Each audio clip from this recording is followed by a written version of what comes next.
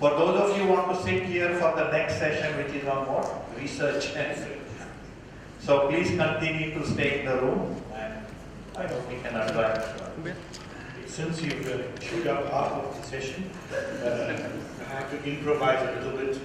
So we're going to make it a more interesting session, and hopefully we can get you out of here just in time to be here whenever you have it. We don't want to chew into that. I don't know by default or what happened, but they made me the moderator of the session, and coincidentally everyone that's presenting either works for me or reports to me. So I have to just check that they say this right. But just to give you some background, it's not trivia or anything, but the topic that we're going to talk about is the value of research and development to support fecal sludge management and development. Now, if you look at the history of sanitation, I think I come from a research funding institution, and my calculation from my fund is that we sort of contribute something like 5% of our total budget towards sanitation, fecal sludge, etc. If I take it at a country level, in the national science and technology funding stream, I think that can be around 2% to even 1% of the budget. If I go back, and I've been long in this industry, so if I go back to the last 40 years of R&D in water and sanitation, I think we had a little swing in the sort of late 80s around sanitation, when the four wise men came up with the idea of the VIP latrines. And after that, there was no research done, until the Gates Foundation came in a few years ago and really gave an injection. So if you ask me to calculate what percentage at an international level we afford to fecal sludge matter or sanitation research, it's a very, very small percentage. So I got some colleagues of mine that are going to share the kind of initiatives we're doing around trying to stimulate this R&D environment, and it's Dr. Sudhir Pillai, and I'm just telling names, so you can come in different order, it's fine. It's Dr. Sudhir Pillai, and he manages the Sanitation Research Fund for Africa. It's a program jointly funded by the Water Research Commission and the Bill and Melinda Gates Foundation, with the objective of stimulating and creating a competency and a research base in Africa. And it's a very new program, and it's going to share that. Then we have Mr. Stuart Willie, who's going to talk about the SuSanA program, and that's the the South African Sanitation Technology Development Platform. And this is where we've created a mechanism of what you would call pressure testing, field testing, all these wonderful Gates technologies that are coming out to see if they work much, and trying to improve on those technologies.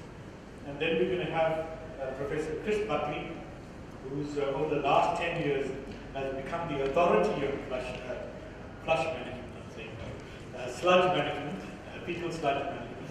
And he's going to share his experiences around this whole, and hopefully from that we can decipher a case or a cause for why we need R&D, greater investment in R&D for sanitation as a whole, but fecal sludge management. And I'm glad they put it up as a small thing. It's a small amount of money we need, but it's a start. But let's get some ideas rolling. Okay, ladies and Jay said, Sudhir, I work for the Water Research Commission. My specific portfolio is to manage the Sanitation Research Fund for Africa. Can't hear you. About the project, it's a joint initiative between the Bill and Melinda Gates Foundation and the WRC. The total fund is about $3 million US. You have to hold the microphone properly. Okay. There are 12 research teams. Each were awarded a grant up to $200,000 each. The project is to be completed over 2.5 years. And what are the aims of the project? Well, one was to develop local capacity for fecal sludge management in Africa, on the African continent. We had two focus streams. Well, the main aim was actually to develop the capacity for fecal sludge management, but we had two focus streams within that project. One is to look at the scientific data and the characteristics of fecal sludge in the African continent. And a lot of this work is emanated from the stuff that was done in Durban, where a high variability of sludge characteristics were found. We want to have a look for designers and implementers whether a similar pattern will be observed on the rest of the continent. The other part focus was to actually get African scientists and inventors to actually develop products for desludging and vinification of fecal sludge. And just taking you back, I mean, when the research grants are actually awarded to the African partner only. So only the African partner gets to get the money. The reason for this fund was actually, as an example, this is a car that was made by a guy in Soweto in South Africa. He wanted to study mechanical engineering. He didn't have the chance. Okay? But he managed to make a car almost like a supercar. Okay? Design it, build a car, it works. But imagine if you have the funds and the ability and the backing to actually, to develop this product further, or was given that chance at an earlier stage, what would have been achieved? This was actually invented by another African entrepreneur or developer. He actually made this off of spare parts. Okay, and the helicopter could actually fly off the ground. Okay, no formal training in aviation whatsoever. What I'm trying to show to you is the potential is there. What is needed was the fund to actually push them to the next level. Because the base is there, can we move them forward? And that was what the project was all about. As I said, different streams, one looking at characterization of the fecal sludge, one looking at developing products for desludging and treating sludge for beneficiation. We have 6 different research teams on the African continent. They're all looking at characterizing the sludge. We have the University of Malawi, the Polytechnic, Egerton University, Juma University in Ethiopia, Makerere University in Uganda, and University of Zambia, and University of Botswana. What we attempted to do is coordinate the sampling and analytical strategy. Okay, so we gave them a series of objectives to obtain. First was to actually get the status in their country of fecal sludge management, fecal sludge management in their countries. We gave them about 100 bits as objective. That's the target to actually attain and get full characterization of it. And all of the physical, chemical, mechanical properties and pathogens, we actually try to standardize it as much as possible, because even if you look at some of the documents I'm finding everywhere, we have some reported as milligrams per liter, especially for the Asian countries. Others are presented as milligrams per gram. There was no real direct coordination of these things. So when you try to actually design or come up with a strategy, we have all these different types of units, different types of tests. We tried as much as possible trying to standardize some of this. For the desludging and beneficiation, we had water for people in Uganda. We have in Zimbabwe, University of Technology. We have Zuzu University in the Northwest and ATL Hydro. Okay, and these guys were focused on actually developing tools for desludge and beneficiation. A lot of different technologies. I'm not going to go through it all. As I said, status of FSM, we asked them as the first step, tell us what's happening in your country, develop a product testing and lab, and field testing. Some of the stuff that's been shown here is from the different groups. I'll just give a brief overview. Some of the reviews, I know a lot of it was done in relation to UNICEF or WHO reports. In Botswana, we actually, what the guys from Botswana found was the toilets that were implemented were very close to the EMPs. There was proliferation. I think some of the important points was no protective equipment for ATS. Okay. In Ethiopia, 403 households were surveyed. 63% with the superstructure, owner and pest problems. important point, 97% without hand washing facilities, and 88% rely on municipal pit emptying services. This are on average 2 years, 2 times a year. The problem with that was that there were long periods for the start for the pits to be empty. In Kenya, usually the city or municipality was responsible for the pit emptying. The sludge was treated in stabilization ponds, but unfortunately in Kenya there seemed to be a potential of resale of sludge products. In Malawi, the groups actually surveyed 221 households. They found that 67 were privately owned where the toilet was. The rest were tenants. Open defecation around 26%. How is the pit empty? We had different categories and how the pit was emptied. And about every 2 years the pit needed to be emptied. And I think from a social aspect, half the population didn't think that this fecal sludge management was a problem.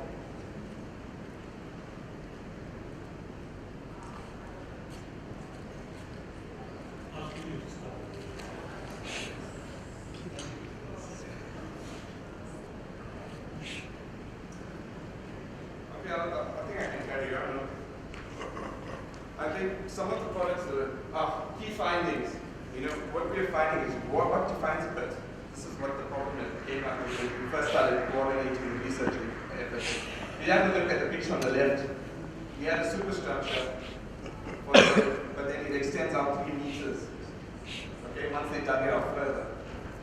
There are ownership issues, especially in African countries. Other African countries, South Africa, have experienced those type of problems where you had landowner tenant issues and varying contents of sludge and different system behaviors.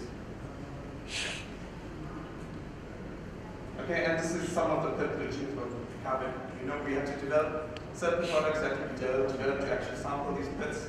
They weren't your traditional South African pits where you had a cement block at the back.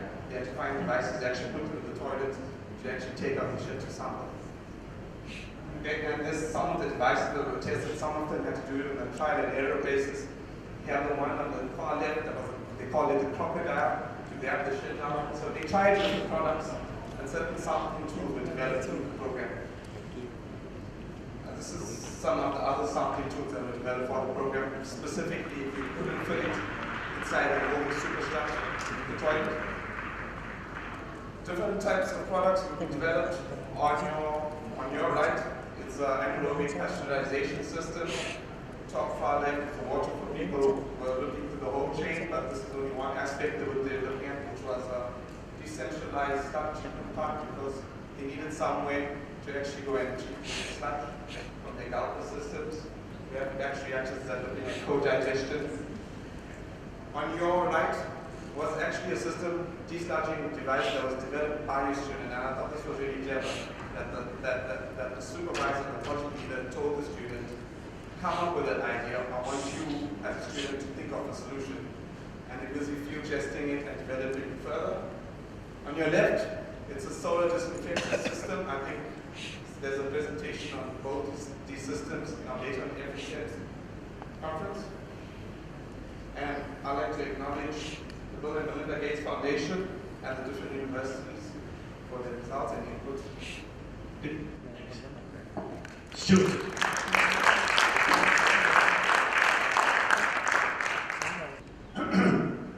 Right, as you all know, professors need 40 minutes to give a lecture, so sit back, enjoy it. Right, very simple, the message I've got for you. We have a black piece of paper here. We have an offer of all sorts of assistance in undertaking trials within the laboratories. We got a grant from Bill and Melinda Gates Foundation to help people undertake chemical analysis, physical analysis of fecal sludges. The offer has come to Durban. We have a variety of sanitation systems. We work very closely with the municipality, with the resources that have been built up with the funding from the Water Research Commission. We have the opportunity of looking at conventional sanitation, because we always need to do the comparison. We have 85,000 urine diversion toilets. There are 30,000 ventilated improved pit latrines, community pollution ducts, and so on and so forth. So when someone comes and asks us, as they did, can we supply 15 tons of urine a week for processing, we were able to do that. In the laboratory, we were able to accept fresh feces, sludges. We can analyze for thermal properties, chemical properties, biological properties. And as I say, it's open for any researcher in sanitation who wants to come and do it. It's not only limited to that, it's also for social studies. We need to know what people want to do, how they want to do it. So, very briefly, we're open for business. Anyone that would like to come to Durban to be involved in a whole range of studies, from laboratory studies, if you're wanting to evaluate pilot equipment, if you have prototypes you need to evaluate, they're all about, we have the facilities for it all to be there. So those of you that like playing the ship, do come to Durban. Thank you.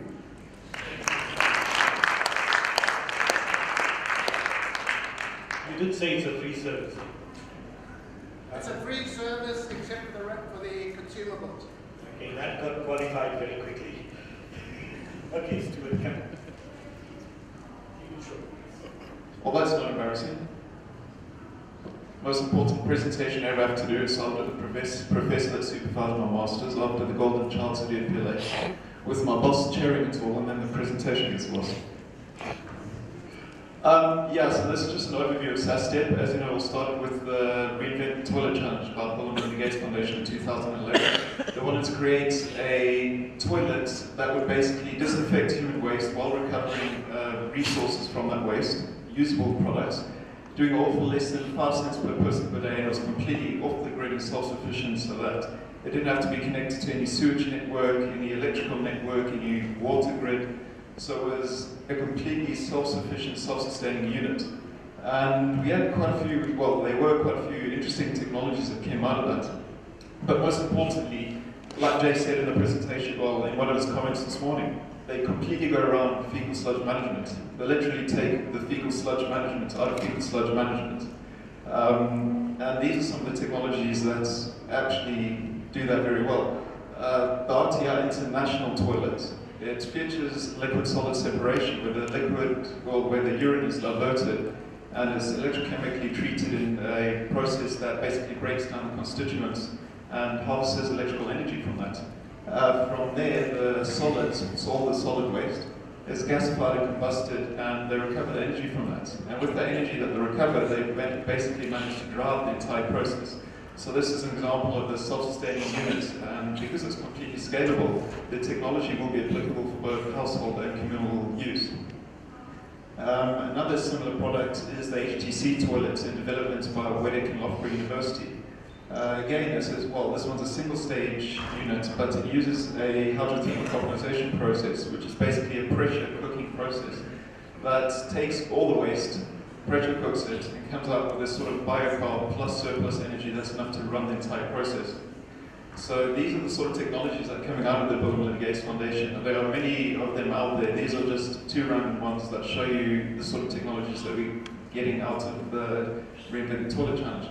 The thing about these technologies, though, is even though the technology concept itself isn't new, they've never really been packaged in such a way like this before. So because the packaging is new, we still don't know if the toilets are 100% bulletproof when it comes to developing them in deploying them in South America, Africa, and Asia. Now, a few of them have extensive trial testing. I think this toilet has about 2,500 hours on the clock in India, and it's still going well. But we want to see them tested in a real-world environment. Now, the Department of Science and Technology in South Africa have the IRPDP, which is the Innovation Partnership for Rural Development Program. And this is basically allowing the opportunity to showcase and develop any new technologies that are coming out that will benefit extremely rural areas. So we have hydropower conduits, which link up to existing utilities in South Africa. The existing water networks create surplus energy for, well, energy that's coming out of ocean anyway. And then we have high fluoride algal ponds, low flush toilets, and new information communication and technology programs that are clearly enhancing the quality of life in these extremely rural areas, and they're all technological innovations. And the new SuSanA program is going to fall under this, because again, it's a new technology, it's very, not quite grassroots, but it's very innovative and it's very new. So, with the DST funding it, they pretty much call the shots when it comes to where it's going to be deployed. And they're deploying it to one of their 27 priority municipalities. Now these municipalities, they're prioritized because of their severe lack of service delivery in those areas. They're extremely rural, extremely poor, and the service delivery isn't forthcoming because there's such a backlog.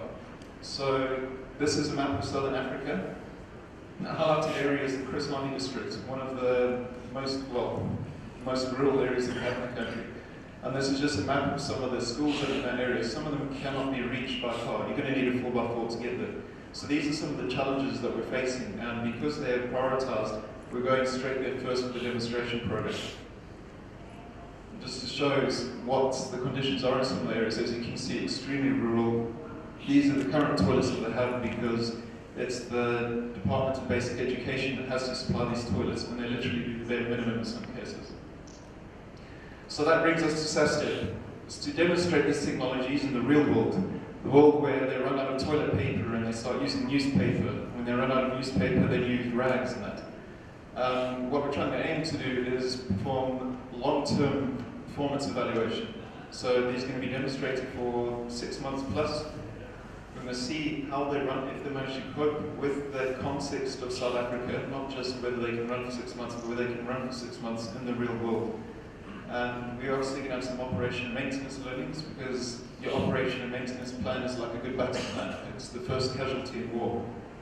And we're also going to look at social aspects and economic aspects. Social aspects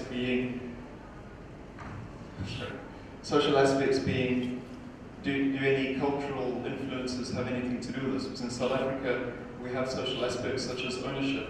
When the governments provide VIPs, the people that they're provided to don't take ownership of it. They see it as government property and they treat it as government property. They don't look after it as their own product. And these are going to be some of the challenges that these toilets can be faced with if they're deployed in a real world situation like this. And there's also economic aspects, not just the economics of operation and maintenance, but whether we'll be able to get any entrepreneurial opportunities out of these for the locals to try and drive their support of these machines. So moving forward to where we want to go with this, we're obviously going to demonstrate the technology in phases, iterative phases that allow us to provide heavy feedback, both in terms of performance and on the impact within those communities. Economic impact, social impact, anything that will allow us to get information and gain knowledge on how to best deploy these technologies. It's not just a matter about getting the technology developed. We have confidence that the technology developers can develop these extremely well, but we need to get the information to them to make sure that these are developed as well as they can be in the context that we need them.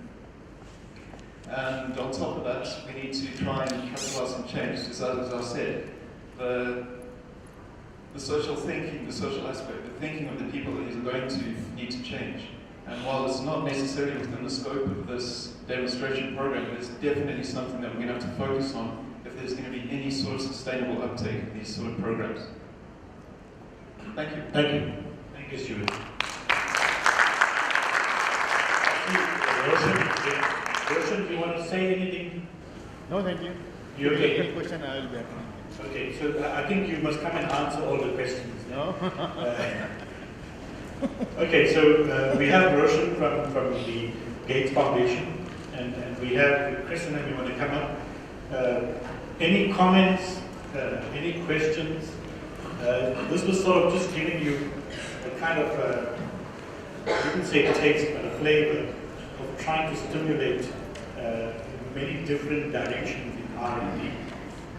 And we sort of showed 2 case studies as an example. It took a lot of energy to unpack that kind of commitment from government and as well as the Gates Foundation to see that this should happen. So, any comments? People are tired. Wait, I see somebody.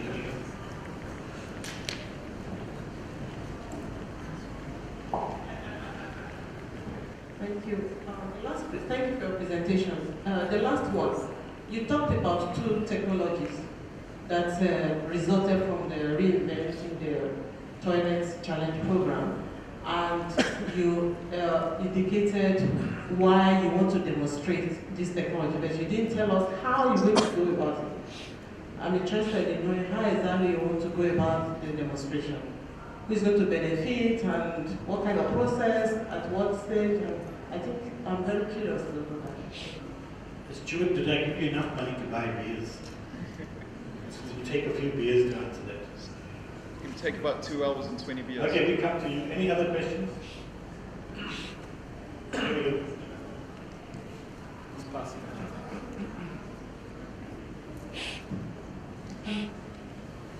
I would like to ask whether the Gates Foundation or for SuSTEP or these kind of initiatives to test the technologies in the real world, if these tests are also going to involve government and how government can maybe encourage private sector to make it also work in the real world.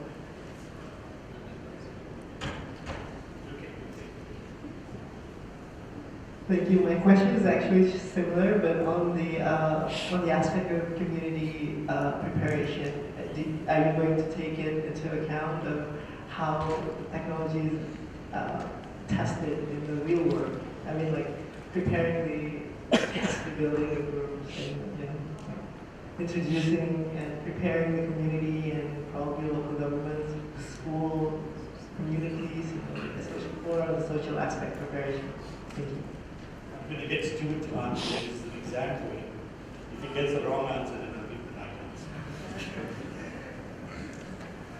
answer. Well, fortunately, with it taking place in that area that already has a lot of the RPRDP, the Innovation Partnership Rural Development projects going on, there's a lot of those schools have already been primed for that sort of, this sort of innovative technology being thrust upon them.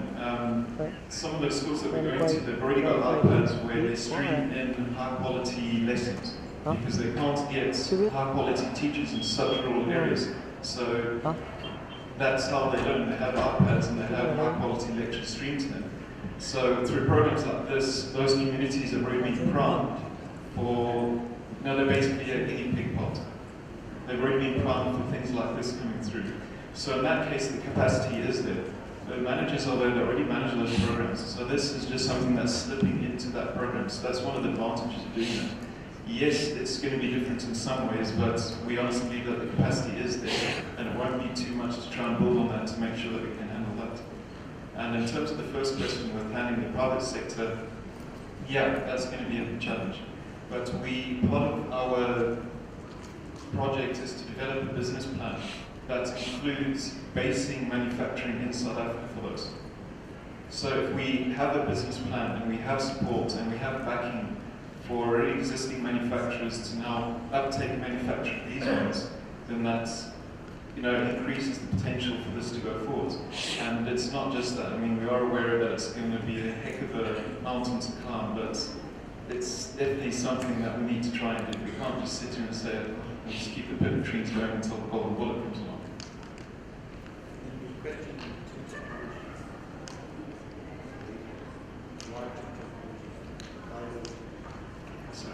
Was the question of why specifically those two technologies?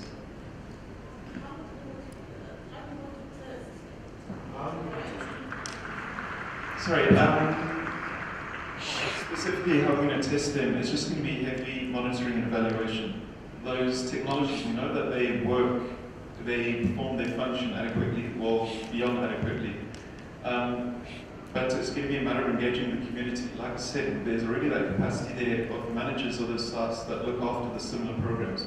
And it's just going to have to be extending that so that they're able to look after those programs as well. Talk to the headmasters. Is everything going well? Is there any complications with the monitoring and evaluation that we need to be aware of? And we're also going to have people on the ground continuously assessing those. So they're basically, in the first phase, we envision them being deployed in schools. So it's very easy to control who is using them, monitor the access is going to them, and it's just heavy monitoring and evaluation to just carry through and look at what exactly is happening with those while we're testing them.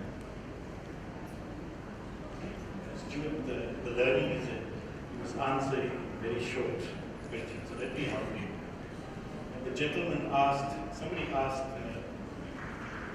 question on why we're doing this, how we're going to do it. And the question was about community engagement, etc. So it's a leap of faith we're taking because this is really cutting edge technologies. They're quite new. If you remember the cell phone, anyone remember the cell phone? Who gets up first thing in the morning and switches on the cell phone before they brush their teeth? There's a survey that says 90% of the people now get up, the first thing they do is they switch on their cell phone. Never see it now. They never switch it on, that's it. See? So, the behavior change didn't come from you liking it. It's a very big break, and all the value adds came. So you'll be sitting with some new generation technologies that offer you the opportunity that when you poop, you hit the button and you get charcoal basically. Okay, and we capitalize on it. So the leap of faith is that you have many of these areas that have generations of very poor sanitation. Okay, so we're going to offer them a Rolls Royce, and we're going to see how they behave. So that's one of the aspects: is that can technology change behavior in sanitation? Because for too long we've been, Lever Brothers and Unilever, etc. They keep selling you 1,000 different chemicals every year to change your behavior. Those disinfectants don't kill bugs. They just make the toilets smell nice. But they keep selling it psychologically, and your behavior changes. You use half a roll of toilet paper now to wipe the seat in a public toilet before you use it. So the toilet guys, the paper guys make no money, and it all becomes a behavior issue. So that's a very simple thing. It's a new technology, creating a new market, and creating behavior change. And that comes to the design of the program Gates, is that we don't want this kind of thing that everything's imported from China. Okay. The idea is that we want to take it, demonstrate it, and there's funding to actually create a local manufacturing and supply base. So that it's sophisticated like the cell phone. I mean, where I come from, the cell phone repair industry is controlled by the Pakistani mafia. We never think of it, but we created the opportunities for them to migrate in, and they created a whole business to keep our cell phones to survive.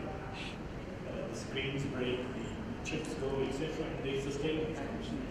So we need to create those markets to sustain these things. And like Stuart said, and the comment I made earlier is that there is a world that is there that can produce no sludge and that can produce no waste. And it's nearby, you just have to change its behaviors. So the program is aimed to take the Gates ideas and escalate it very quickly into the real world environment and see if we can achieve all those things together. My answer will be very short. Any other questions? Here we go.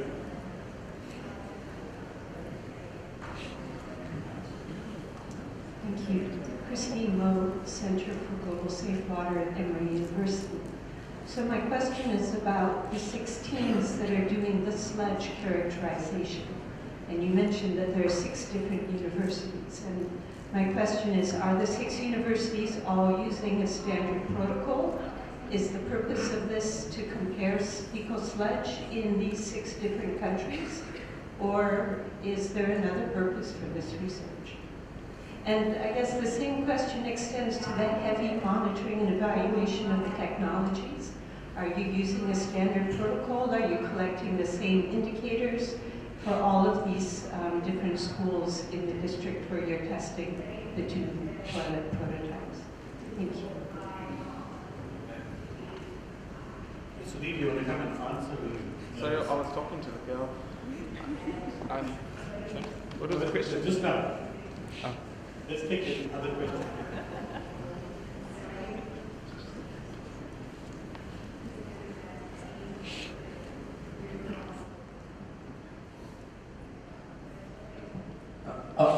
Okay, mine's related to Prof. Chris. I want to ask, with the platform that you have established in Japan, can it extend it to providing? I think it goes with the last speaker of the question that maybe you could provide the protocols to other institutions who will also be interested in. I also want to ask if that platform can be extended maybe to those who will be interested, like to come to Japan, they give maybe a few weeks of hands-on carrying out those characterization, so that maybe we can go back better hands-on in a better appreciation of that characterization that is established in Japan. So, Christine, I don't know if I'm jumping the gun in answering that, but I see other people are answering it very quickly. So, to the gentleman at the back there, yes, we're open for business. If you have samples, if you like training in any particular technique, you're free to contact us and make arrangements to come down to Durban. As I say, we have a laboratory with equipment, we have a certain number of staff.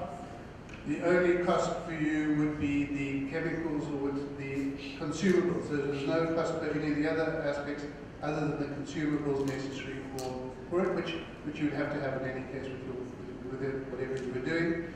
We have on our website the protocols we've developed up till now. We obviously are looking at other countries where we're going and we're trying out on different pits in different places. And the protocols might change in time, but at the moment we see them as being the best that we have. We have indication of our reproducibility and accuracy and so on. But yes, you're welcome. I'm not sure where my presentation disappeared to, but I will give you a website if you want to web address. Thank you. Just forgot to add that at the moment there's no duties on fecal sludge export and import. And there's no sniffer dogs if you bring it yourself. So we might seize the opportunity while you're at it. Sudhir, you want to respond to a side respond? No, I can respond. It was on the characterization, right? Just to clarify, it was on the characterization. So are you suggesting local, the 6 research teams to address? As much as possible. What we're finding is, we have your standard method for wastewater, stuff we FSC or anything. But what we're finding is sludge and wastewater are quite different. So there are other tests that we're trying to bring in. There's cone tests, there's chronometer tests. Those things are needed. So we try as much as possible to bring those parts that like really non-standardized tests for sludge and bring those in so people can get an idea of some kind of stuff. So is the purpose to compare the sludge? It's to give a database because a lot of designers, especially with toilets, are pit empties. They need this data. When you don't have things done in a similar way, how do you design? Just to add, I think the important lesson coming up from this initiative and why we started the gates looking at this broader characterization is that there is no standard. And we are building on Chris Buckley's SOPs. SOPs, so there is no standards, and it's the experiential learning from Chris Buckley, and we've passed it on towards working towards standardization. So it's still a long path because the kind of variabilities, like Sudhir says, we see with fecal sludge is a real challenge. It's not like municipal sludge.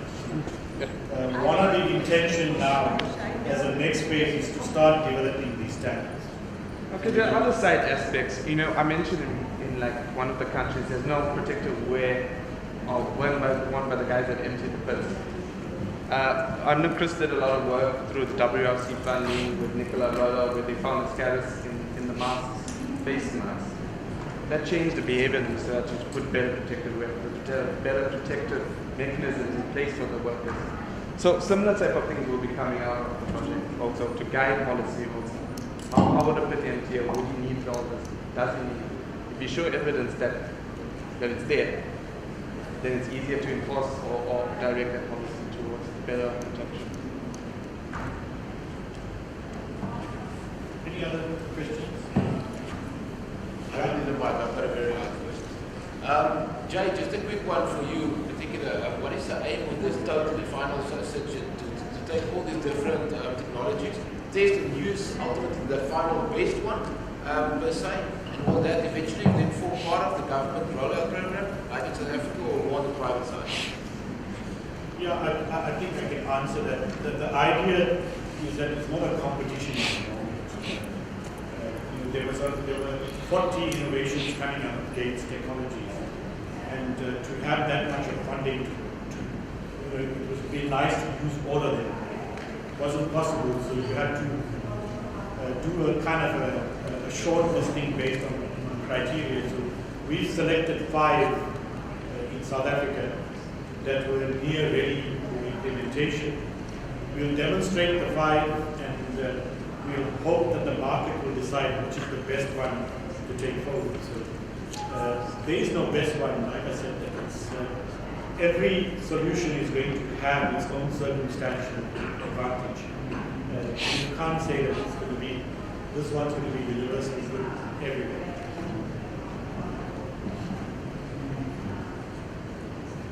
Anything else? Okay, I'm tired. I don't know what you're It's my party time. So thank you very much to everyone for being here. And if there's any questions or queries that you'll have on some of these initiatives, hopefully we'll be able to update if the funding is available at the next FSM, etc. But there's a lot of websites and other stuff that you can link to and see what the progress is on many of these initiatives. The idea of the session was to try to get some kind of momentum to make a case within the international sector to raise the R&D funding, and hopefully, we didn't get to that, but I'll send a message that this audience supported it in a big way. Thank you very much.